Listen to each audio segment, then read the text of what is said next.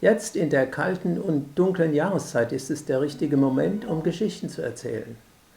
Es ist keine Weihnachtsgeschichte, sondern eine wahre Begebenheit. Es war genau am 1. September 2015 und wir wollten mit dem Auto nach Mailand. Wir fahren unser Bergsträßchen gemütlich hinunter, um auf die Uferstraße zu gelangen. Und da sehen wir in einer Kurve die Carabinieri, Verkehrskontrolle. Ich saß am Lenkrad und habe die notwendigen Dokumente wie Zulassung und Führerschein präsentiert. Die Kontrolle der Papiere dauerte verdächtig lange. Einer der Carabinieri kam auf unser Auto zu und bat mich, auszusteigen. Wir gingen zu seinem Fahrzeug, wo er mir erklärte, mein Führerschein sei ungültig und müsste eingezogen werden. Darüber hinaus gab es einen Strafzettel von 155 €. Die Begründung war, wer länger als 2 Jahre in Italien wohnt, muss seine deutsche Fahrerlaubnis in einen italienischen Führerschein umtauschen. Dies wäre bei mir der Fall und somit war ich bislang mit einem ungültigen Dokument in Italien unterwegs. Ich war wie vor den Kopf gestoßen. Eine schier unfassbare Situation. Dazu ein kurzer Rückblick. Als wir seinerzeit aus beruflichen Gründen nach Italien umgezogen sind, hatten wir bereits vor Jahren unseren damaligen deutschen Führerschein, den grauen Lappen, in eine italienische Fahrerlaubnis umgetauscht. Aus berufsbedingten Gründen war ich dann später wieder für ein Jahr in Deutschland tätig. Damals war nicht klar, wie lange der Aufenthalt dauern wird. Also habe ich meinen italienischen Führerschein wieder in einen deutschen eingetauscht, zumal man 2001 die sogenannte europäische Form sowie eine Kreditkarte erhalten hat. Prima, habe ich gedacht. Mit dem europäischen Dokument bist du jetzt super flexibel mit dem Aufenthaltsort.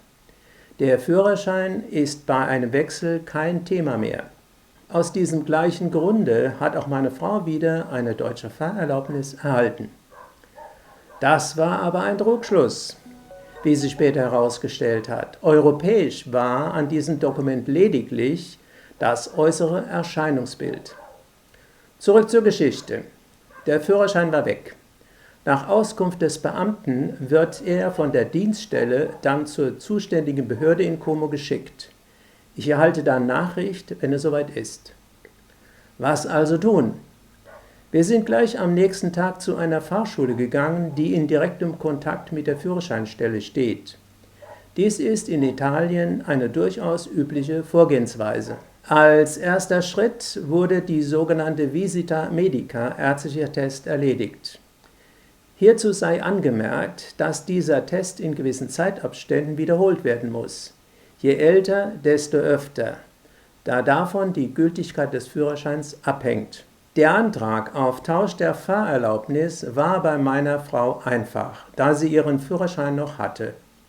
Das entsprechende Formular war schnell ausgefüllt und eine Kopie des Antrags war ausreichend, um weiter mit dem deutschen Dokument regelkonform in Italien unterwegs zu sein. Bei mir war es etwas schwieriger, da ich kein entsprechendes deutsches Dokument mehr hatte. Also abwarten, bis der Führerschein in der entsprechenden Behörde mit Sitz in Como eingetroffen ist. Nach 2 Wochen ging ein Schreiben bei mir ein, dass die eingezogene deutsche Fahrerlaubnis von der Dienststelle der Carabinieri an die Führerscheinstelle abgesandt worden sei. Etwa 3 Wochen später kam die Eingangsbestätigung der Behörde in Como. Ich erhielt daraufhin von der Fahrschule, die wir mit der Angelegenheit betraut hatten, ein Dokument, mit dem ich, so war die Aussage, in Italien wieder mit dem Auto fahren darf. Das hat sich im Nachhinein jedoch als falsch herausgestellt. Ich war also mit diesem Dokument in Italien praktisch ohne Fahrerlaubnis unterwegs. Ein Glück, dass ich nicht in eine Fahrzeugkontrolle geraten bin oder noch schlimmer, in einen Unfall verwickelt worden wäre. Nicht auszudenken, was das für Folgen gehabt hätte. Wie ging das aber mit dem Führerschein weiter?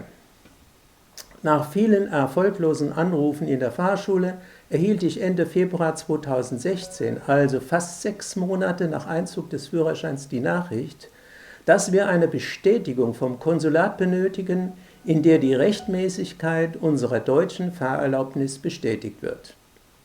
Also auf nach Mailand zum Konsulat und nach 3 Wochen wieder dorthin, um die Bestätigung abzuholen, die wir dann umgehend in der Fahrschule abgegeben haben.